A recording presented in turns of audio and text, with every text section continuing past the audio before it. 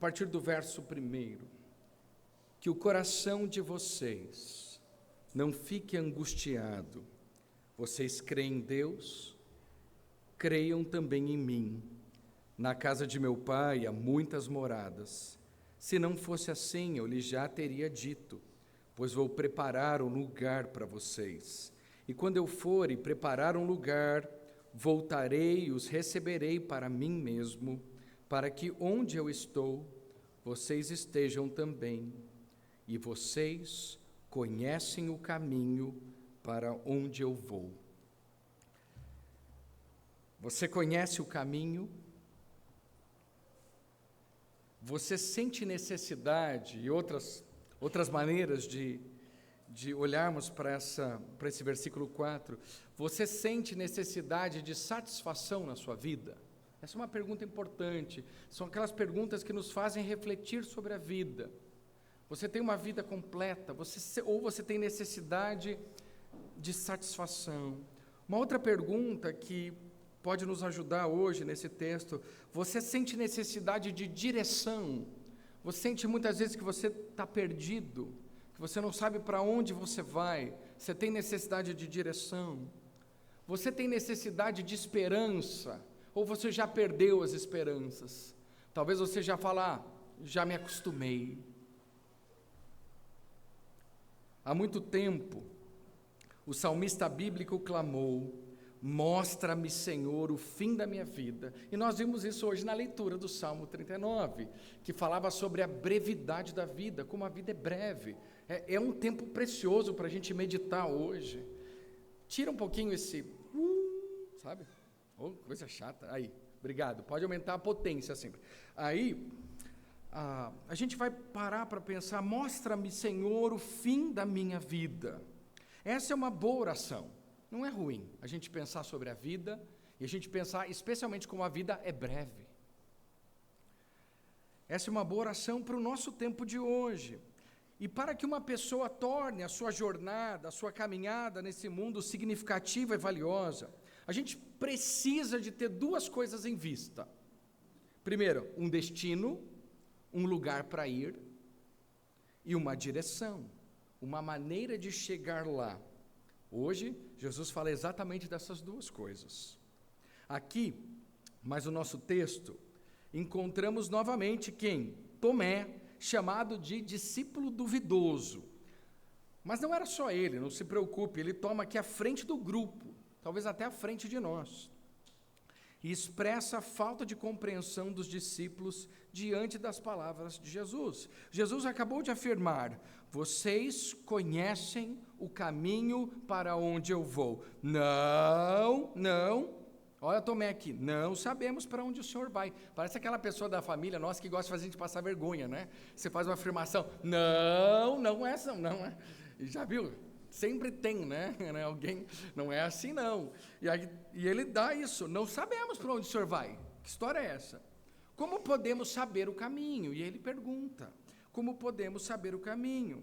Eles não tinham conhecimento nem para onde Jesus ia, nem qual caminho seria para chegar lá, seria tomado para chegar lá.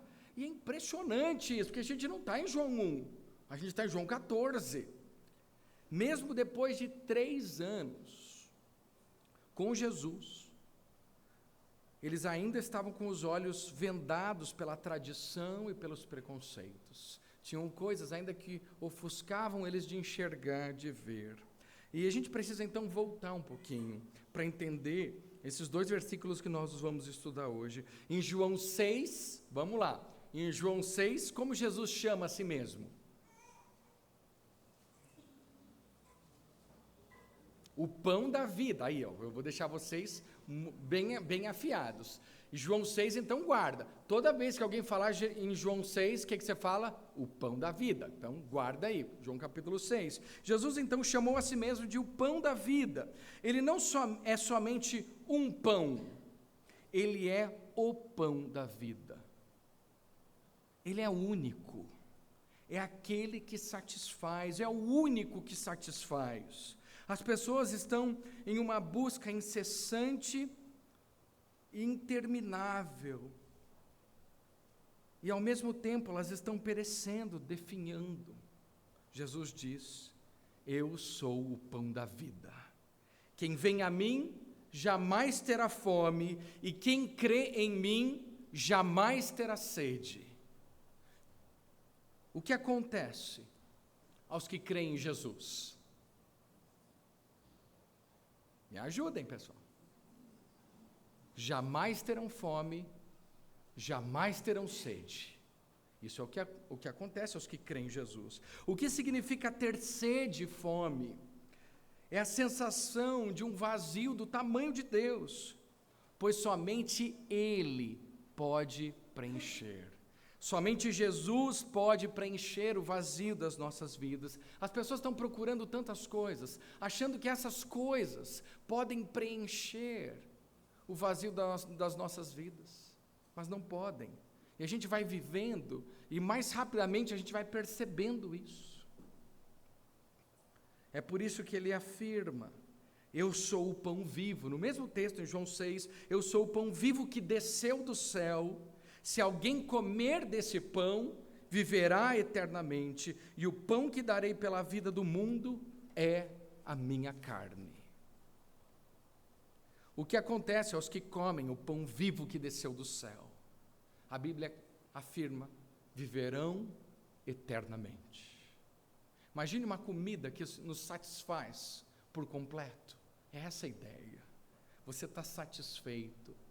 E estar satisfeito é não querer outras coisas. Alguém já ficou satisfeito? Você não tem necessidade, você não quer, você saiu de uma refeição, você está absolutamente satisfeito, você diz: eu não preciso de mais nada.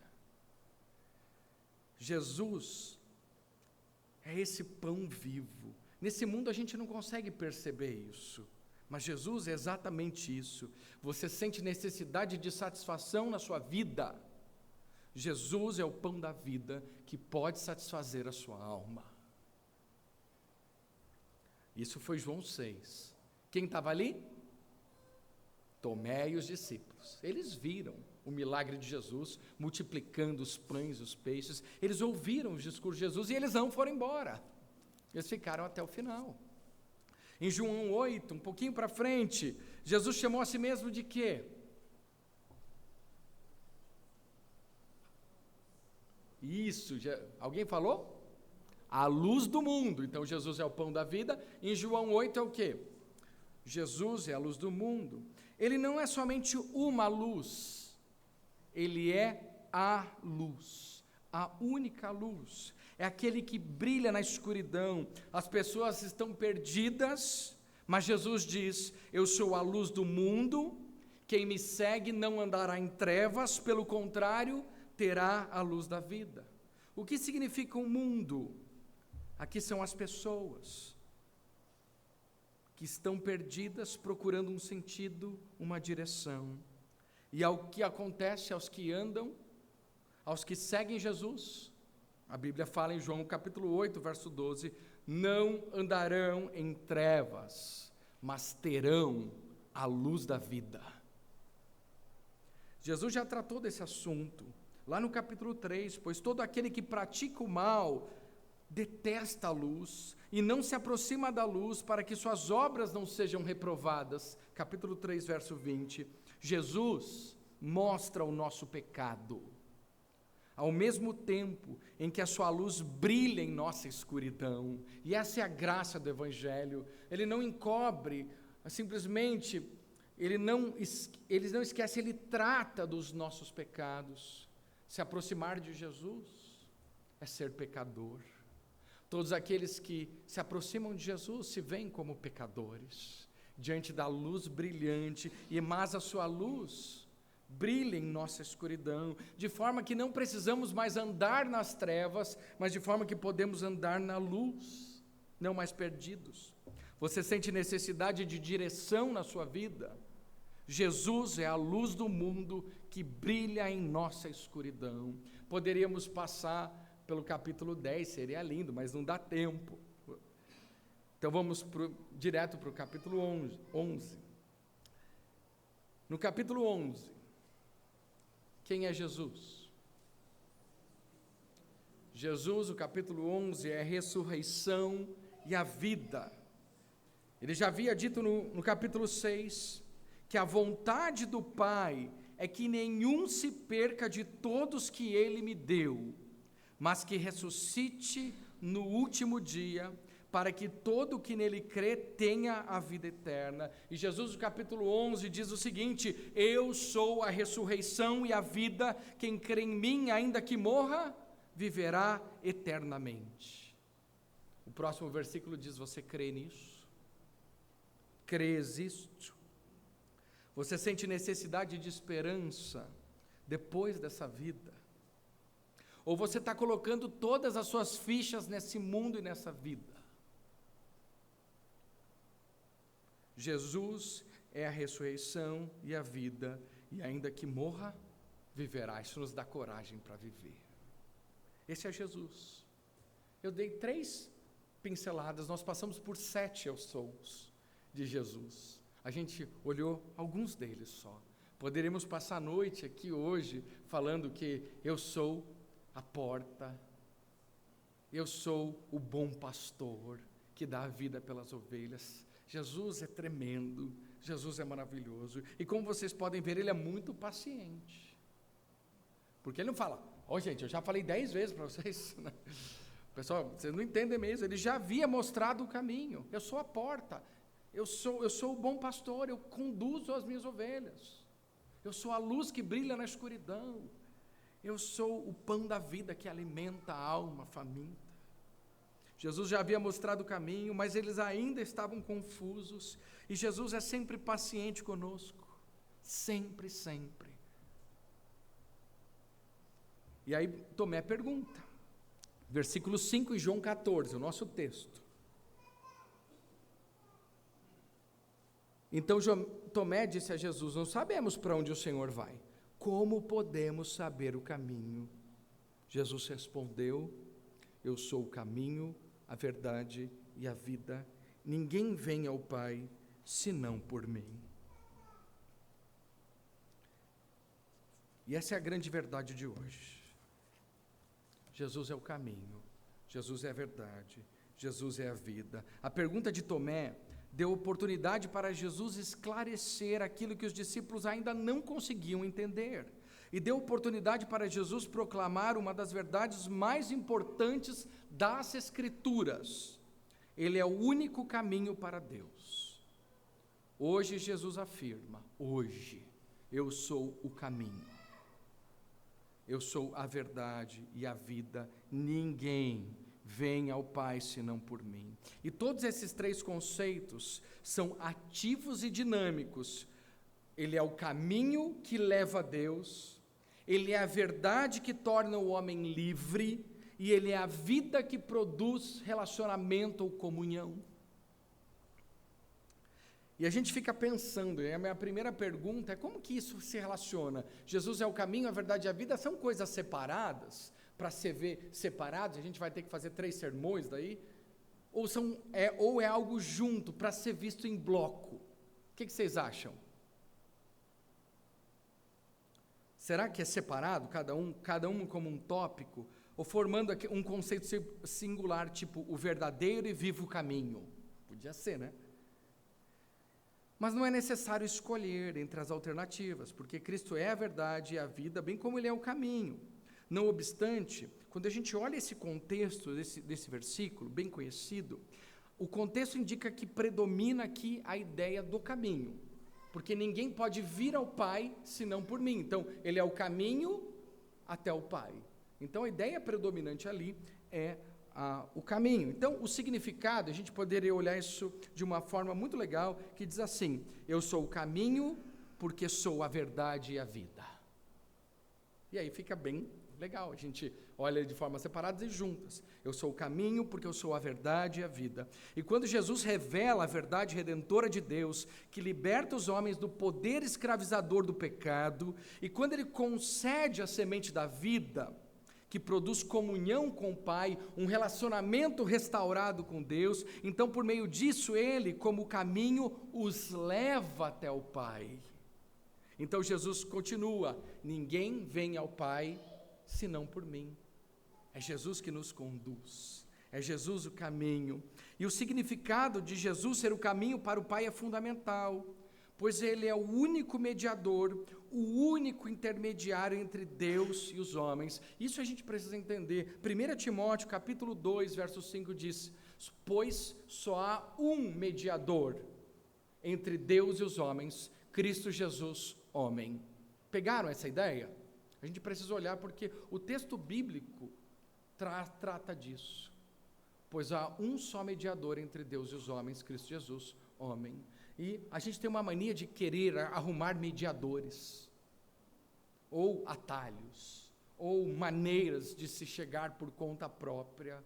E a Bíblia é categórica quando ela afirma: Jesus é o caminho. Não há outro. Há um só mediador entre Deus e os homens, Jesus Cristo. Os religiosos judeus já tinham admitido que Jesus ensinava o caminho de Deus. Porém, Jesus não apenas ensinava o caminho, Jesus é o próprio caminho. Jesus ainda acrescentou: Ele é a verdade. Isto é, Jesus é a personificação da verdade. Muitos filósofos ensinaram verdades, mas só Jesus personificou a verdade. É só Jesus que é a própria verdade.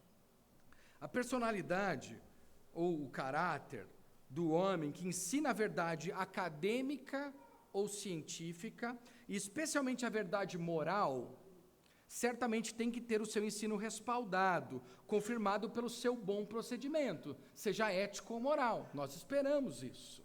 A gente espera que um cientista não minta nos resultados da sua pesquisa, que ele não tenha o que nós chamamos de viés de pesquisa. Ele não coloque o seu próprio viés na pesquisa para atingir o resultado que ele quer. Isso é comum, isso se chama ética na pesquisa científica. Agora, quando se trata das questões morais, é muito mais do que ética. Você espera que aquela pessoa que fale sobre qualidades morais, que ela viva as qualidades que ela afirma crer. E muitas vezes isso nos coloca em rascadas, porque nós, como pais, ensinamos nossos filhos, não é verdade? E o que os filhos querem de nós? As nossas palavras ou o nosso exemplo? Filhos, podem falar. O exemplo, eles gostam de ver isso acontecendo. Não adianta a gente falar, a gente tem que demonstrar, a gente tem que viver isso. E eles estão ali, gravando 800 imagens por segundo. 800.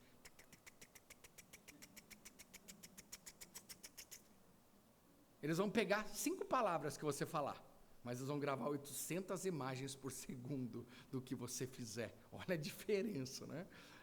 E às vezes os filhos ainda têm ouvido seletivo, né, filhos? Né? Eles só falam certas coisas, só ouvem certas palavras. Sorvete. Né? Outras não, né?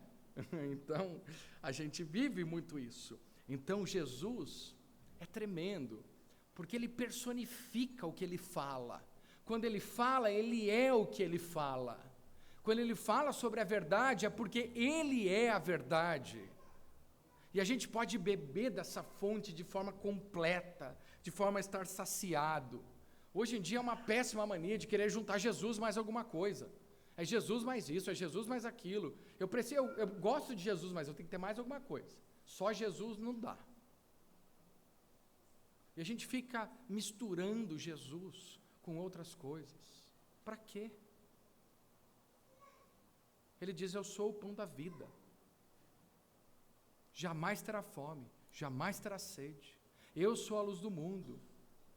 Quem me segue não andará em trevas, pelo contrário, terá a luz da vida. Eu sou a ressurreição e a vida, ainda que você morra, você vai viver, porque eu sou ressurreição. E a gente tem mania de achar que precisamos sempre de um pouquinho mais. Jesus, ele personifica a verdade.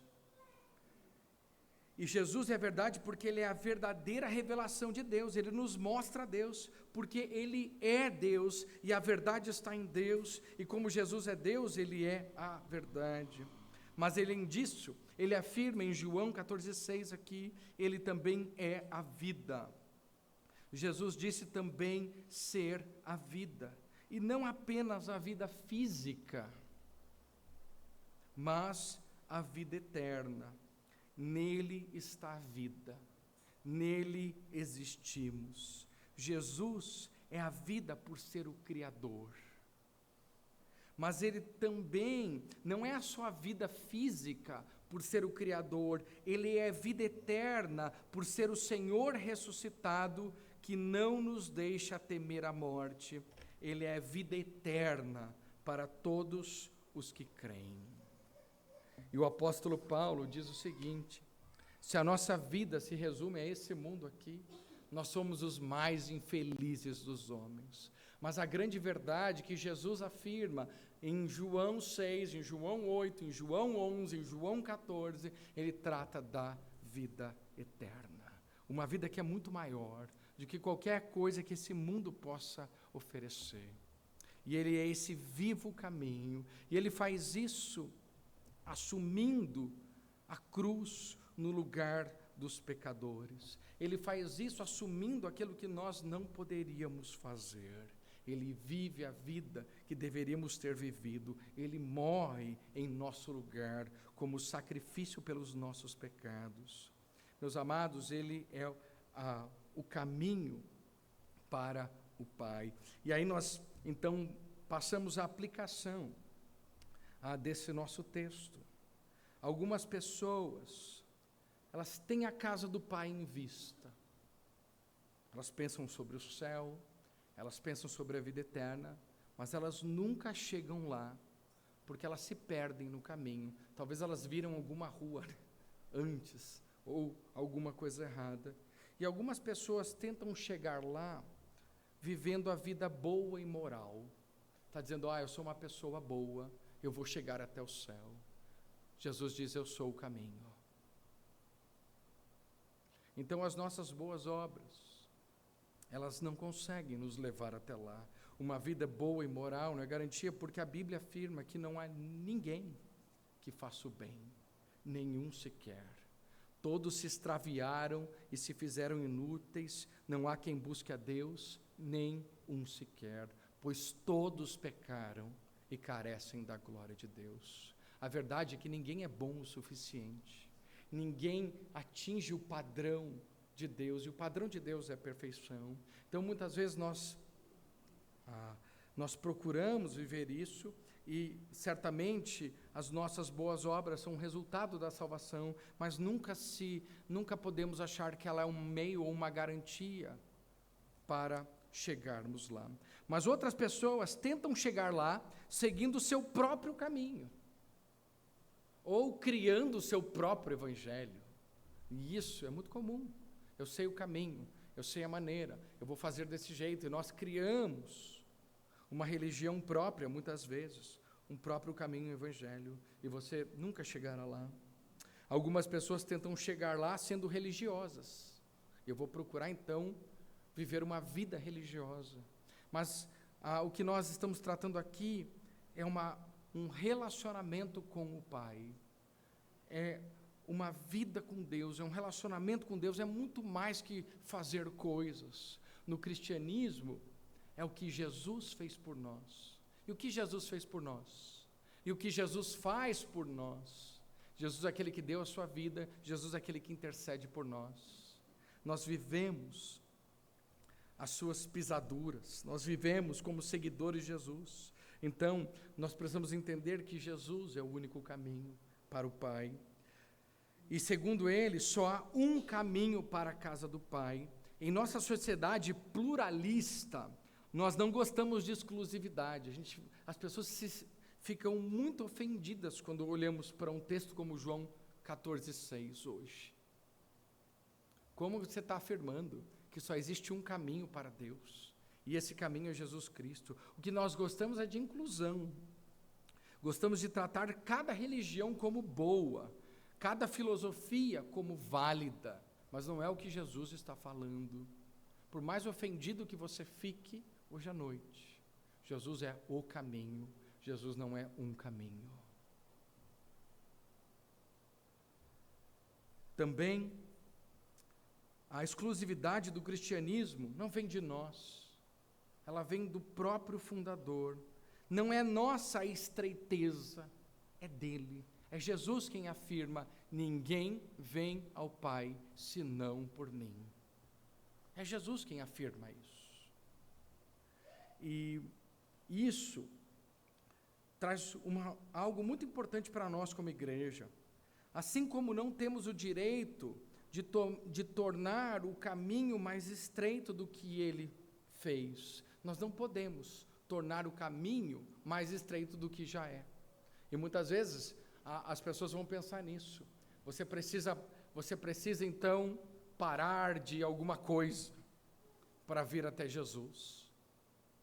Você precisa então cumprir 3 passos para vir até Jesus. Você precisa então parar de ser um drogado, alguma coisa assim. Não. Você pode ver Jesus como você está agora. Não há nenhum impedimento para você vir até Jesus. Nenhum.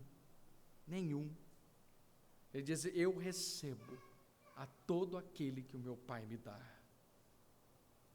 João capítulo 6. Então, esse caminho, ele não vai ficar mais estreito. Eu estou afirmando para vocês que há um caminho e ele é Jesus. Ao mesmo tempo, eu não tenho o direito de torná-lo mais amplo do que ele é. É Jesus e mais alguma coisa, e dá no mesmo, né? Os 2 extremos tentam acrescentar coisas a Jesus, alguns restringindo mais, outros abrindo mais, mas não é nenhum nem outro. Jesus é um caminho, Jesus é o próprio caminho, ele é o meio da salvação e o caminho pelo qual nós chegamos até o Pai. Por isso que crer em Cristo significa abandonar todas as nossas crenças para a salvação, sejam os ídolos, os vícios, as boas obras ou qualquer outro caminho que não seja o próprio Jesus. Então nós precisamos colocar a nossa confiança toda em Jesus. E confiar em Jesus é confiar nele. Eu não confio em Jesus mais alguma coisa, eu confio em Jesus Cristo. Por último, a exclusividade do cristianismo faz do evangelismo um imperativo da igreja. E essa é uma parte importante, porque se há apenas um caminho, cabe a quem anunciar esse caminho? Aqueles que estão nele. Não tem como anunciar o caminho fora do caminho. Não tem como anunciar Cristo sem conhecê-lo. É um imperativo da igreja que evangelizemos o mundo. Não é uma opção para a igreja hoje fazermos isso.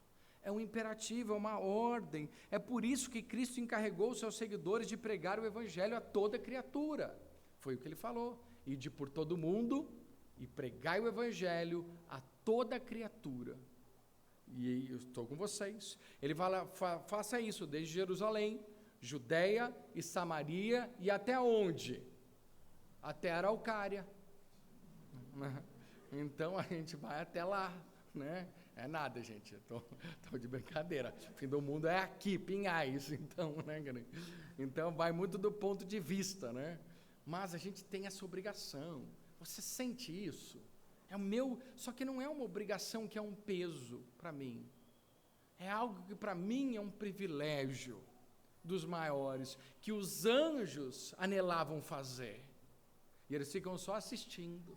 Eles são plateia dessa obra que está nas nossas mãos. E se tem uma obra para ser realizada, é a obra da evangelização. Quantas pessoas estão famintas? Quantas pessoas estão sem esperança? Quantas pessoas estão sem direção? Quantas pessoas não têm nenhum propósito? E nós, calados.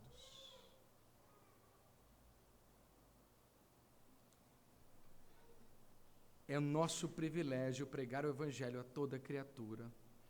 É por isso que Paulo foi levado a levar o evangelho ao seu mundo conhecido. E o que ele fez foi isso. E ele diz: ai de mim se não pregar o evangelho. Ai de mim se não pregar o evangelho.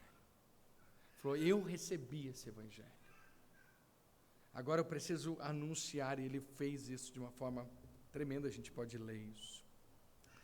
Aqui também é por isso, falando desse imperativo da igreja, por isso que a igreja ainda enfrenta um mundo muitas vezes indiferente e prega corajosamente que Jesus salva. Isso é um grande encorajamento para nós, igreja, anunciar este evangelho, mesmo em situações difíceis, mesmo em situações muitas vezes onde nós seremos perseguidos ou zombados. É um privilégio sofrer por Cristo. Meus amados, nos dias de hoje, durante toda a história humana, muitos caminhos foram apresentados aos homens como caminhos que poderiam nos conduzir a Deus. Isso é todo o tempo, desde que o mundo é mundo. Mas nenhum desses caminhos humanos cumpre ou cumprirá esse papel. O caminho para se chegar a Deus foi elaborado e amorosamente planejado desde a eternidade. O único caminho para chegarmos a Deus é Jesus, o Cristo. E essa afirmação é da própria Escritura, é da Bíblia. E aí eu pergunto para você: você já creu em Jesus Cristo como o caminho e não como um caminho? Você crê em Cristo como a verdade e não como uma das verdades? Você crê em Cristo como a vida? Você já experimentou a união com o Pai que só Jesus nos concede? Pelo Espírito Santo, que nos convence do pecado, da justiça e do juízo, Ele abre os nossos olhos para ver. Ele nos dá vida por meio de Jesus. E eu termino com João capítulo 11, verso 25. Uma pequena pergunta.